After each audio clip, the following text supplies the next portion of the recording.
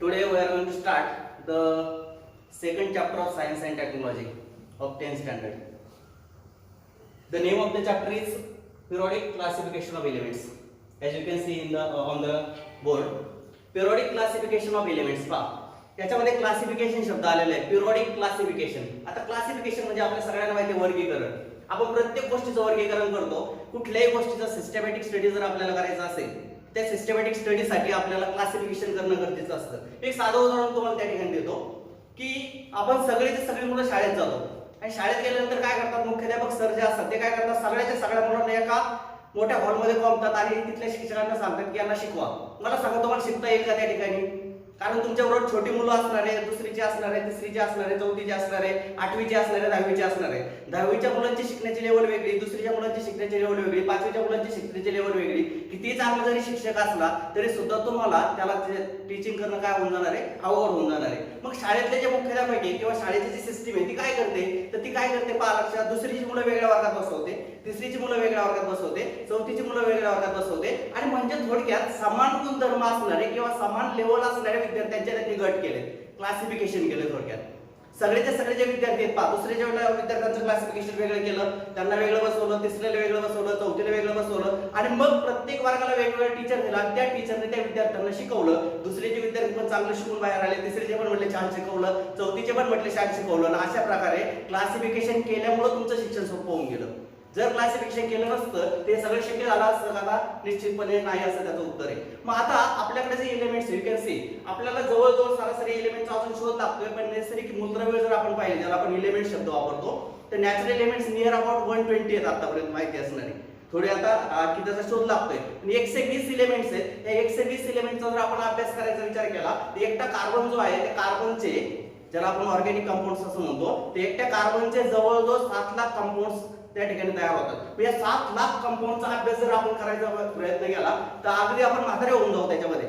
एकेका कंपाऊंडचा जरी आपण एक दिवस अभ्यास करायचा म्हटला तर ते आपल्याला ते शक्य नाही. म्हणजे एकाच एलिमेंटचे जर एवढे कंपाऊंड्स असतील, एवढ्या सगळे 120 एलिमेंटचा जर आपल्याला अभ्यास करायचा असेल आणि त्याच्या कंपाऊंडचा जर आपल्याला अभ्यास करायचा असेल तर मात्र खूप अवघड होऊन जाईल. मग काहीतरी केलं पाहिजे. मग आपण काय करणार आहे की ज्या ज्या एलिमेंट्सचे प्रॉपर्टीज समान आहेत अशा एलिमेंटचा आपण काय करणार आहे, ग्रुप करणार आहे. मग त्या ग्रुपचा अभ्यास केला किंवा त्या ग्रुपमध्ये एका एलिमेंटचा अभ्यास केला की ते सगळ्या ग्रुपच्या एलिमेंटचा अभ्यास झाल्यासारखाच आहे, बरोबर की नाही? मग आपण काय करूयात की समान गुणधर्म असणारे एलिमेंटचे गट पाडायचे. गट पाडायचे म्हणजेच काय करायचं, आपल्याला क्लासिफिकेशन करायचं. कशासाठी क्लासिफिकेशन करायचं? For the systematic study of the काय सांगा elements and their properties.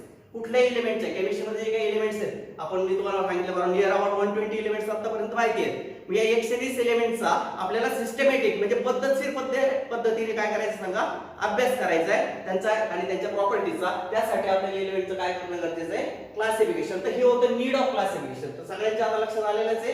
For the systematic study of the काय सांगा elements and their chemical properties we have to classify the elements and this classification is called as periodic classification of elements. आता हे जे काही classification आपण शिकणार आहे त्यासाठी वेगवेगळ्या सायंटिस्ट लोकांनी प्रयत्न केले. त्यामध्ये सगळ्यात पहिलं नाव जर घ्यायचं ठरलं तर याच I have written here, Dobereiner.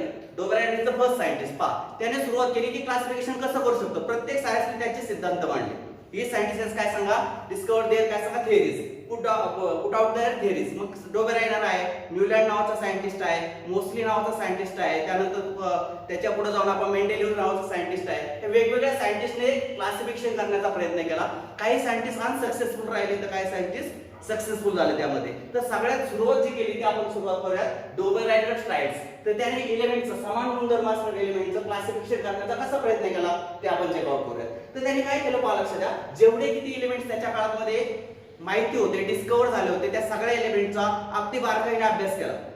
अगदी छोट्या छोट्या गोष्टींचा त्याने अभ्यास केला आणि त्या अभ्यासाला अंती त्याच्या असं लक्षात आलं की काही एलिमेंट्स म्हणजे फॉर एक्झाम्पल त्याचं असं लक्षात आलं की सोडियम, लिथियम नावाचं एक आहे, त्यानंतर तुम्हाला दुसरा असतो हा सोडियम आणि potassium. These are the symbols. Here it is the symbol of lithium, here it is the symbol of sodium, here it is the symbol of काय सांगा पोटॅशियम. तर अशा प्रकारचे 3 एलिमेंट्स यांच्या प्रॉपर्टी जवळजवळ समान असतात. त्याने सगळ्या एलिमेंटच्या प्रॉपर्टीचा अभ्यास केला आणि समान गुणधर्म असणारे एलिमेंट्स वेगळे काढले. त्याच्या असं लक्षात आलं की लिथियमच्या प्रॉपर्टीज, सोडियमच्या प्रॉपर्टीज आणि पोटॅशियमच्या प्रॉपर्टीज कशा येतात तर समान आहेत. मग समान आलं तर त्याच्या असं लक्षात आलं की त्याने जेव्हा बारकाईने पाहिलं तर त्याच्या असं लक्षात आलं की लिथियमचं ॲटॉमिक मास, लिथियमचं ॲटॉमिक मास जे असतं ते असं 6.9 युनिट, सोडियमचा ॲटॉमिक मास जे आहे ते 23 युनिट्स एवढा असतं आणि पोटॅशियमचा ॲटॉमिक मास जे आहे ते 39.1 अशा प्रकारे त्यांचे ॲटॉमिक मासेस आहेत. पहा लिथियम, सोडियम आणि potassium these are the three elements which shows the similar chemical properties. हे काय करतात? सिमिलर केमिकल प्रॉपर्टीज दाखवतात. त्यांचे ॲटॉमिक मासेस जर पाहिले तर 6.9, 23 आणि 39.1. मग आता ह्या पद्धतीने नेट पाहिल्यानंतर त्याच्या असं लक्षात आलं की त्याचं एक त्यांनी कंक्लुजन काढलं. त्यांनी काय पाहिलं पहा लक्षात घ्या. लिथियमचा ॲटॉमिक मास किती आहे? 6.9. पोटॅशियमचा ॲटॉमिक मास किती आहे? 39. काय सांगा? 1. आणि मग ह्या दोघांचे सम केले, डिवाइड बाय 2 केलं. मग डिवाइड 2 केलं म्हणजे काय काढलं आपण एव्हरेज काढलं. कोणाचं एव्हरेज काढलं? We have taken the average of the atomic masses of lithium and potassium, right? ठीक आहे. मग लिथियमचा ॲटॉमिक मास 6.9, पोटॅशियमचा ॲटॉमिक मास 39.1 आणि त्याचं मी काय काढलं सांगा? एव्हरेज. मग एव्हरेज काढल्यानंतर माझ्या असं लक्षात आलं पहा 9 1 10 आणि हे साधारणपणे 46 असे त्यांचे सम येते. 46 divided by 2 equal to how much? 23. What is this 23 indicates? It indicates the atomic mass of sodium. हा 23 काय आहे? सोडियमचा ॲटॉमिक मास आहे. मग याच्यावरून त्यांनी कंक्लुजन बांधलं. ह्यालाच आपण काय म्हणणार? डोबेरायनस-स्टायन्स रूल असं म्हणलं. मग डोबेरायनने काय कंक्लुजन मांडलं ते पहा. या ठिकाणी त्याच्या असं लक्षात आलं, if we arrange the elements having similar chemical properties. पहा समान गुणधर्म असणारे एलिमेंट्स जे होते ते त्यांनी घेतले, त्याचा अभ्यास केला, समान गुणधर्म असलेले एलिमेंटचे गट केले. किती आहे या गटामध्ये? 3 एलिमेंट्स आहे. म्हणून त्यांनी काय नाव दिलं या गटाला? डोबेरायनर्स ट्रायड. ट्रायड म्हणजे किती सांगा? 3. म्हणून ह्या गटाचं नाव काय? डोबेरायनर्स ट्रायड. असं एक ट्रायड त्यांनी केलं. त्या ट्रायडचे एलिमेंट्स आहेत, त्या ट्रायड्स मध्ये त्या एलिमेंटचे ॲटॉमिक मासेस मांडले. कसे मांडले ते masses? According to their increasing atomic mass. पहा ज्याचा ॲटॉमिक मास सगळ्यात कमी आहे तो पहिल्यांदा घेतला, नंतर थोडंसं जास्त झालं, नंतर थोडंसं. म्हणजे इन्क्रीजिंग ॲटॉमिक मासेस नुसार एलिमेंट्स मी मांडले.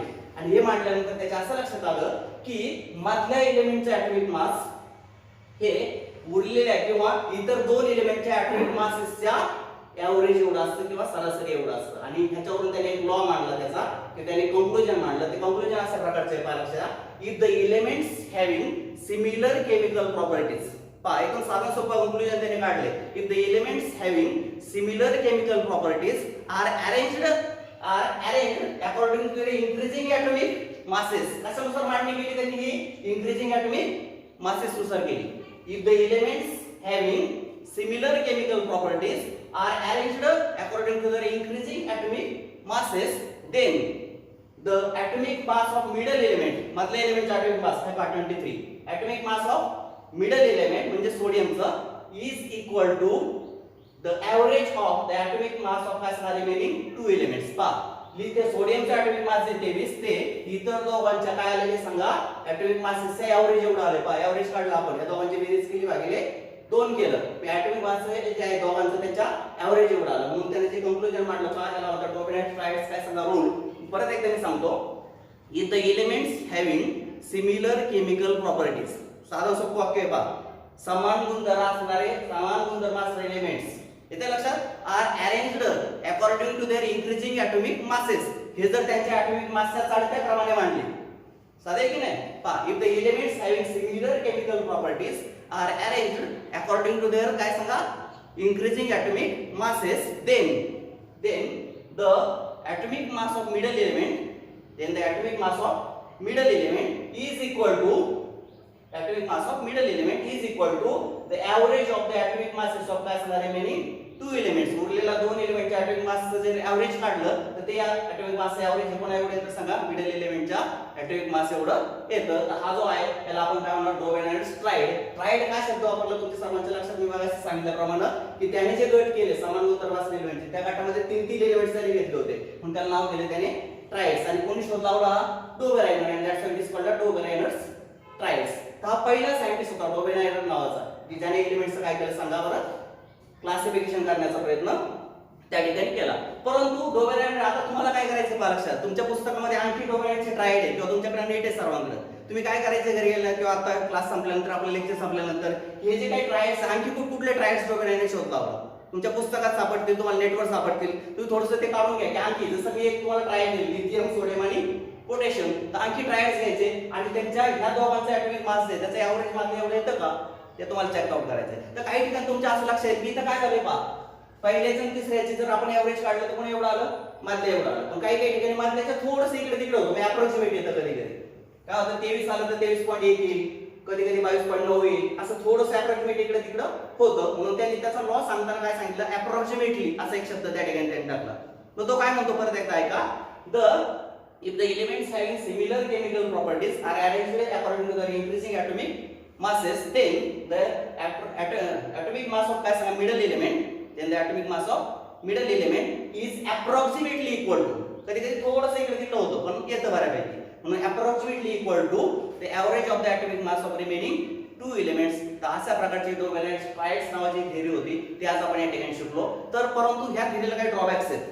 त्यामध्ये काही ड्रॉबॅक्स मध्ये आपल्याला त्याची चर्चा आता पुढच्या लेक्चरला आपण करणार आहोत की डोबेनाइटच्या ट्रायड्सची थेअरी का रिजेक्ट केली गेली किंवा ही थेअरी फार काळ का चालली नाही. त्याला काही ड्रॉबॅक्स आहेत. ते ड्रॉबॅक्स मध्ये काय की तो जो आहे त्या काळात सगळ्याच्या सगळ्या एलिमेंटचा शोध लागलेला नव्हता, हा एक मुद्दा त्यामध्ये आहे. त्यानंतर काही एलिमेंट्स त्यांनी मांडणी तर केली, परंतु हा जो रूल त्यांनी सांगितला की इतर दोघांच्या एव्हरेज एवढं मार्गाचं ॲटॉमिक मास आलं पाहिजे, हा रूल काही ठिकाणी सॅटिस्फाय नाही झाला. मग असं का झालं, त्याचं त्याला सॅटिस्फॅक्टरी उत्तर देता आलेले आहेत आणि म्हणून डोबेनाइटची थेअरी नंतर रिजेक्ट केली गेली. पण त्याचं जे काय आपण चर्चा ते आपण पुढच्या लेक्चरला करणार आहोत. सध्या आपण डोबेनाइट स्ट्राइड हा एक कन्सेप्ट आपण पाहिला. जाता आता मी शेवटी परत एकदा त्याचं स्टेटमेंट सांगतो. If the elements are arranged according to their increasing atomic masses, then the atomic mass of middle element is approximately equal to the average of the atomic mass of remaining two elements in its triad. ठीक है, thank you.